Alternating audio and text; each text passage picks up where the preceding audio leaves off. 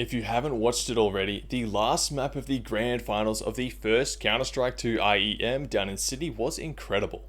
I thought it'd be interesting to analyze the aiming highlights and fails of the final match in the series and really dive deep into exactly what's going on to make them happen.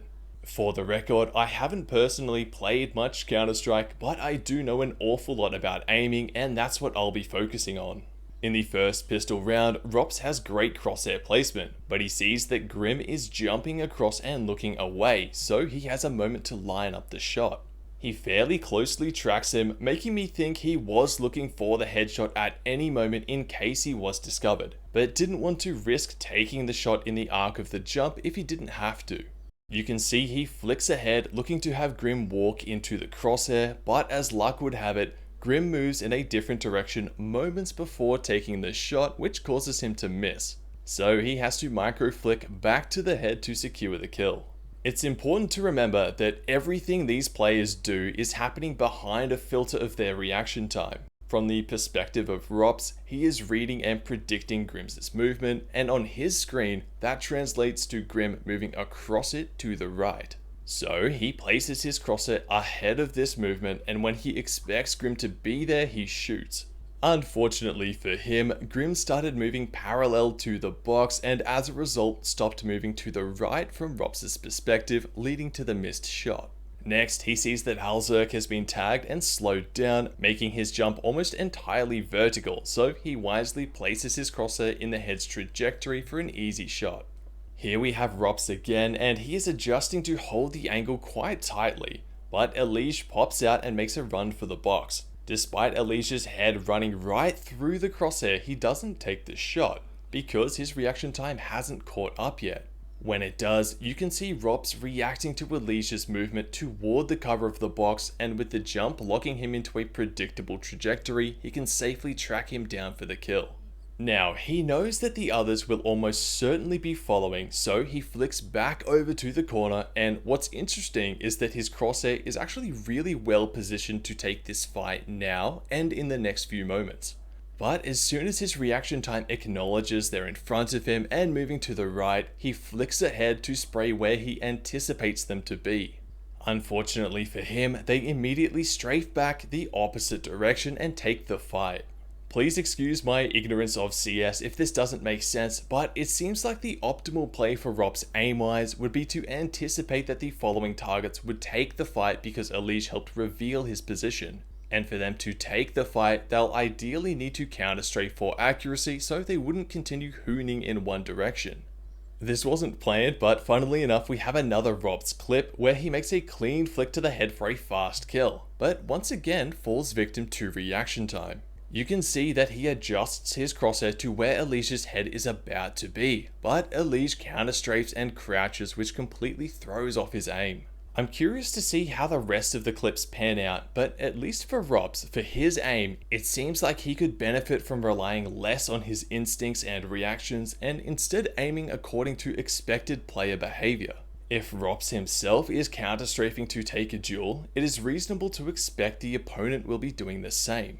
So instead of aiming ahead hoping they walk into the crosshair, you could aim at their current position as you know it, or even vary slightly to the opposite side of the direction they're currently moving in. Rain lands an awesome headshot flick with the Deagle here. What's interesting about this situation is that realistically, Rain only has the time to fire one bullet, which needs to be a headshot. To do this well and consistently, the flick needs to be broken down into deliberate steps. First, the player needs to acknowledge their own crosshair position, then acknowledge the position of the target. In this case, Elige's floating head that is conveniently following a fairly predictable arc in the jump.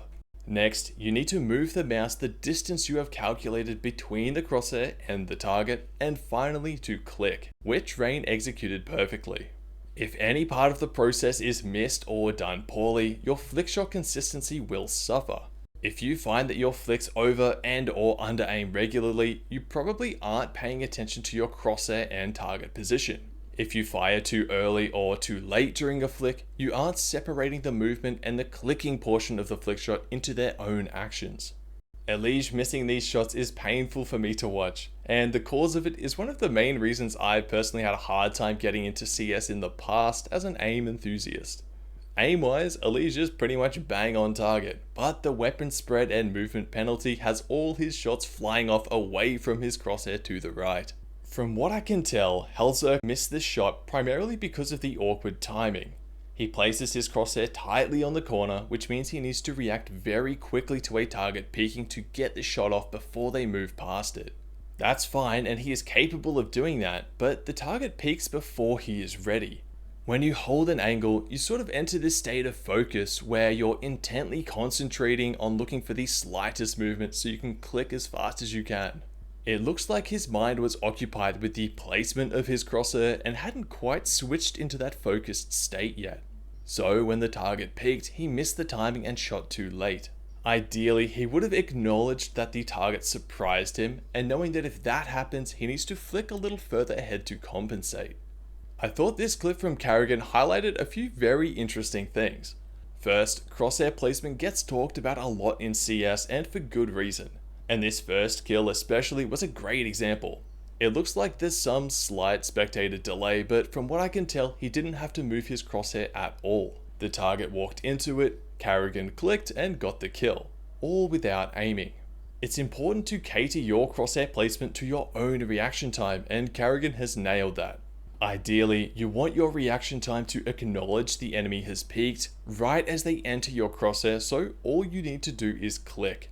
If you hold an angle too tightly, they can move past it, and if you hold it too far out, they may not walk into it soon enough, or perhaps they move back into cover without being shot. What I found most interesting here is with the second kill. I know I'm cherry picking from a single game here, so the conclusions need to be taken with a grain of salt, but if Rops was in this exact same situation, I can imagine him aiming to the right of Elige in anticipation of his movement, and then being thrown off by the counterstrafe as we saw in previous clips. Carrigan, on the other hand, seems to know that the player he is dueling will also counterstrafe, and he aims to where Elige is currently standing, expecting him to stop moving, which he does. If Elige hadn't counterstrafed and kept moving in the same direction, Carrigan would have missed the shot. This tells me that Carrigan has an excellent measure on how other players should behave and react to situations. This is a bit of a weird one, but I'll do my best to break down what I think is happening. What we're looking at is his first flick missing, and then the further adjustment missing again. I believe this comes down to a combination of his rather low mouse sensitivity of 69.3 centimeters per 360, and getting his wires crossed with where he expects the target to be. On such a low sense, a relatively far off angle flick like this can be quite awkward. I think he has seen the target's legs obviously moving to the left and knows he has to throw his arm for a big flick. It's important to note that while we have the luxury of watching this slowed down, from his perspective, as soon as the flick shot begins, he won't be able to see what the target is doing as the screen is moving too quickly. I think his intention was to land the flick up here where he expected the enemy to move to.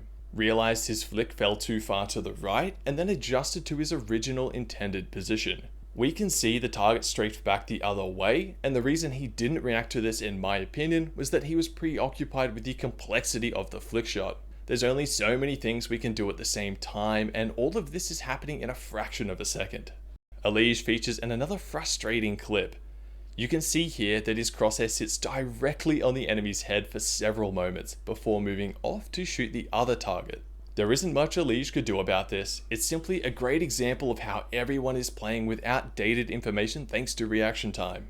Despite having his crosshair directly on their head, he doesn't know that has happened yet, so he naturally aims off to the target he saw first. Rain pulls off an insane deagle headshot in this clip. What's most interesting to me is that he breaks it up into two movements. He notices the enemy and quickly flicks as close as he can to them, but notice that he doesn't shoot. When his crosshair stops, he is waiting on his reaction time to catch up so he can determine where his crosshair landed. As soon as he gets this information, he performs the second movement, which is a smaller distance flick and therefore more accurate, landing him the kill.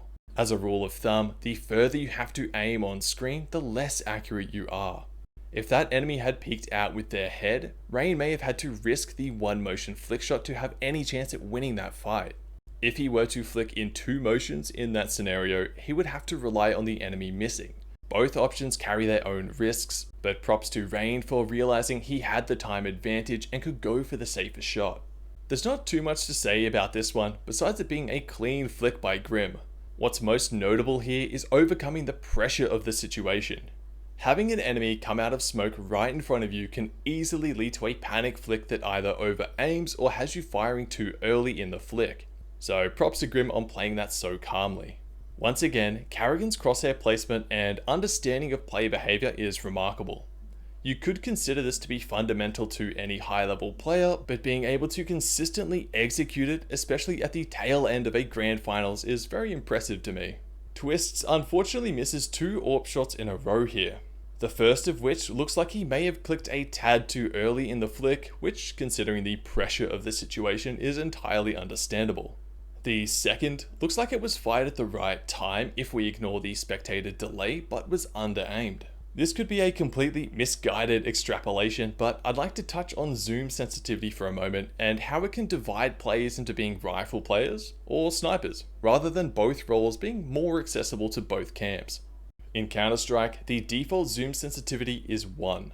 This is equal to something referred to as 75% monitor match, meaning your scoped aim feels the same as your hip fire, only if you were to aim at a point 3/4 of the way between the center of your screen and the edge of your screen on the horizontal plane.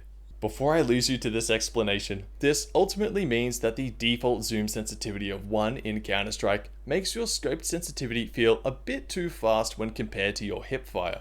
It is generally accepted in the aiming community that focal length scaling, aka 0% monitor match, has the most merit for these conversions.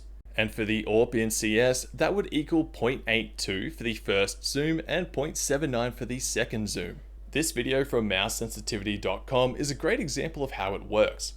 With focal length scaling, if you move twice as far away from a target as your hipfire and then zoom back in with a 2x scope, so the enemy is the same size on your screen in both scenarios, it would take the exact same mouse movement to track the target. This is how you get that one-to-one feeling between hipfire and scope. With Counter-Strike's default 75% monitor match, the scope in this example would move further ahead with the same mouse movement. I don't want to go too far off topic here, but it seems reasonable to believe that this discrepancy could play some part in missing shots, especially if you aren't using the AWP very often. And that is the last of the clips I recorded. If you want to take your aim to a whole new level, check out the mouse mod I designed over at struthgaminggear.com. And for more info on how it works, you can watch this video here. Thanks so much for watching, and I'll catch you in the next one.